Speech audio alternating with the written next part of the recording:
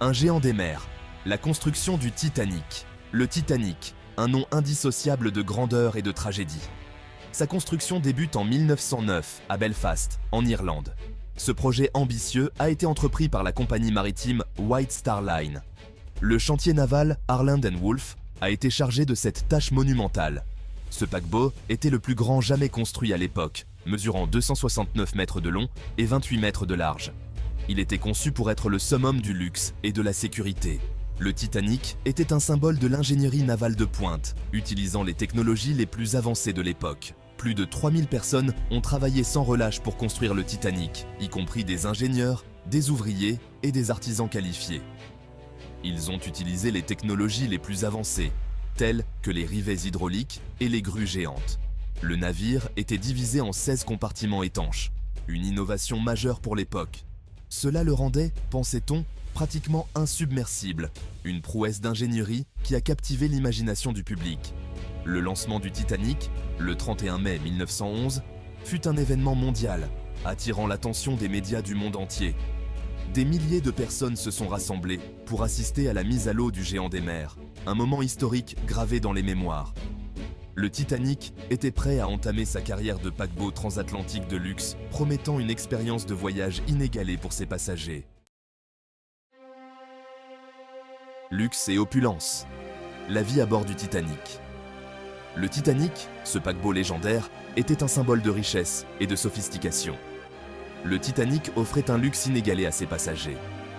Dès l'embarquement, les passagers étaient accueillis avec une hospitalité sans pareille. Il y avait 3 classes de voyage, la première, la deuxième et la troisième. Chaque classe avait ses propres caractéristiques et niveaux de confort. Les passagers de première classe profitèrent d'un confort et d'un service exceptionnel. Ils avaient accès à des cabines spacieuses et élégamment décorées. Des cabines luxueuses, des restaurants gastronomiques, une piscine, une salle de sport et même un cours de squash étaient à leur disposition. Les passagers pouvaient se détendre et se divertir avec une multitude d'activités. La décoration était somptueuse, boiseries sculptées, tapisseries précieuses et lustres en cristal ornaient les espaces communs. Chaque détail était pensé pour impressionner et ravir les passagers. Les passagers de deuxième classe bénéficiaient également d'un certain confort. Bien que moins luxueuses que celles de première classe, leurs installations étaient tout de même très agréables. Leurs cabines étaient plus modestes, mais confortables. Elles offraient un espace suffisant pour se reposer et se détendre après une journée en mer. Ils avaient accès à une bibliothèque, à un salon de coiffure et à une salle à manger. Ces commodités permettaient aux passagers de deuxième classe de profiter pleinement de leur voyage. Les passagers de troisième classe, quant à eux, voyageaient dans des conditions plus simples. Cependant, ils bénéficiaient d'un niveau de confort supérieur à celui des autres navires de l'époque. Cependant, le Titanic offrait des installations bien supérieures à celles des autres navires de l'époque. Les passagers de troisième classe avaient accès à des espaces communs, des repas nutritifs et des cabines propres, ce qui était rare à l'époque. Le grand départ.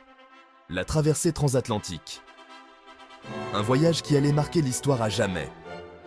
Le 10 avril 1912, le Titanic quitte Southampton, en Angleterre, pour son voyage inaugural. Un navire majestueux, symbole de l'ingéniosité humaine et de l'opulence. Il fait escale à Cherbourg, en France, et à Queenstown, en Irlande, pour embarquer d'autres passagers, chaque port d'escale ajoutant à l'excitation et à l'anticipation du voyage. À bord, 2224 personnes, des millionnaires, des immigrants et des familles entières. Chacun avec ses propres rêves et espoirs pour l'avenir. Tous rêvent d'une nouvelle vie en Amérique. Pour beaucoup, ce voyage représente une chance unique de recommencer. Le capitaine Edward Smith, un marin expérimenté, commande le navire.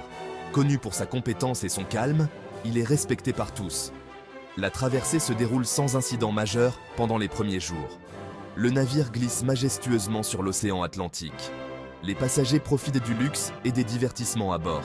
Les salons somptueux, les repas gastronomiques et les activités variées créent une atmosphère de fête. L'ambiance est à la fête et à l'insouciance. Les rires et les conversations animées remplissent les couloirs et les ponts. Personne ne se doute de la tragédie qui se prépare.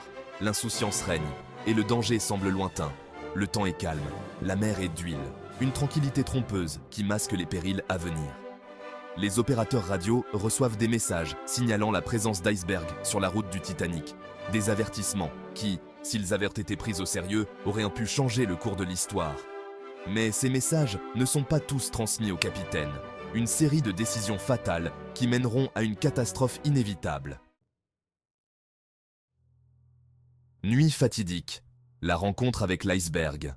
La nuit du 14 avril 1912 est claire et froide. Vers 23h40, alors que la plupart des passagers dorment, le Titanic heurte un iceberg. L'impact, bien que léger au début, provoque des dommages importants à la coque du navire. L'eau commence à s'engouffrer dans les compartiments avant du navire. Le concepteur du Titanic, Thomas Andrews, est appelé pour évaluer les dégâts. Il comprend rapidement la gravité de la situation. Le Titanic est condamné. Le capitaine Smith ordonne l'évacuation du navire. Les canaux de sauvetage sont préparés. Mais il n'y en a pas assez pour tout le monde. La panique commence à gagner les passagers. Chaos et panique, les moments décisifs. L'ordre d'embarquer femmes et enfants d'abord est donné. Mais dans la confusion générale, beaucoup d'hommes se retrouvent séparés de leur famille. Les canaux de sauvetage sont mis à l'eau, souvent à moitié pleins. Sur le pont, l'orchestre du Titanic continue de jouer pour calmer les passagers. Leur musique résonne dans la nuit glaciale, ajoutant à l'atmosphère surréaliste de la scène. Le Titanic s'enfonce lentement dans l'océan. L'avant du navire disparaît sous l'eau, la poupe se dresse vers le ciel. Des centaines de personnes se jettent à l'eau glacée, dans l'espoir de s'accrocher à un débris. Sauvetage en mer. L'arrivée du Carpathia. Peu après 2 heures du matin, le 15 avril 1912, le Titanic sombre corps et biens. Seuls quelques canots de sauvetage flottent encore à la surface de l'eau. Les cris des naufragés résonnent dans la nuit, mais l'aide est encore loin. Le Carpathia, un paquebot britannique, capte les signaux de détresse du Titanic. Il se déroute immédiatement et se dirige à toute vapeur vers le lieu du naufrage. Le Carpathia arrive sur les lieux vers 4 heures du matin. Les survivants, transis de froid et choqués, sont hissés à bord du Carpathia. Ils sont accueillis avec des couvertures chaudes et des boissons chaudes. Le Carpathia récupère 705 survivants. Il met ensuite le cap sur New York. Un monde en deuil, les conséquences du naufrage. La nouvelle du naufrage du Titanic se répand comme une traînée de poudre à travers le monde. L'incrédulité et l'horreur dominent. Le monde entier pleure la perte du navire de rêve. Le naufrage du Titanic a des conséquences profondes. Il met en évidence les failles de la sécurité maritime de l'époque. Les réglementations sont renforcées. Dorénavant, tous les navires doivent avoir suffisamment de canaux de sauvetage pour tous les passagers. Le naufrage du Titanic a également un impact social considérable. Il met en lumière les inégalités entre les classes sociales. La plupart des victimes sont des passagers de 3e classe. Le mystère des profondeurs. L'épave du Titanic. L'épave du Titanic repose à 3800 mètres de profondeur, au large de Terre-Neuve, au Canada. Elle est restée introuvable pendant plus de 70 ans. Ce n'est qu'en 1985 qu'une expédition menée par Robert Ballard la localise. La découverte de l'épave relance l'intérêt pour le Titanic. Des expéditions scientifiques et touristiques sont organisées. Elles permettent d'en apprendre davantage sur le navire et sa dernière nuit. L'épave du Titanic est un site historique important. Elle nous rappelle la fragilité de la vie et la puissance de la nature. Elle est aussi un témoignage poignant de la tragédie qui a coûté la vie à plus de 1500 personnes. L'histoire se souvient, le Titanic dans la culture populaire. Le naufrage du Titanic a marqué l'imaginaire collectif. Il a inspiré de nombreux livres, films, chansons et documentaires. Le film Titanic de James Cameron, sorti en 1997, a connu un succès planétaire. Le film a relancé l'intérêt du public pour l'histoire du Titanic. Il a également contribué à faire connaître l'histoire des victimes et des survivants. Aujourd'hui encore, le Titanic continue de fasciner. Des expositions itinérantes présentent des objets récupérés sur l'épave. Des musées dédiés à son histoire accueillent des visiteurs du monde entier.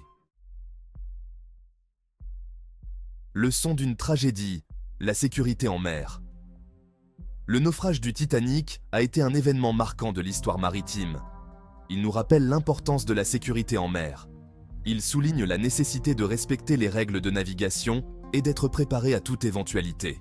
Grâce aux leçons tirées du naufrage du Titanic, la sécurité maritime s'est considérablement améliorée au fil des ans. Les navires sont aujourd'hui équipés de technologies de pointe pour éviter les collisions et assurer la sécurité des passagers. Le Titanic restera à jamais dans nos mémoires comme un symbole de la grandeur et de la fragilité humaine. Son histoire nous rappelle que même les rêves les plus audacieux peuvent se transformer en tragédie.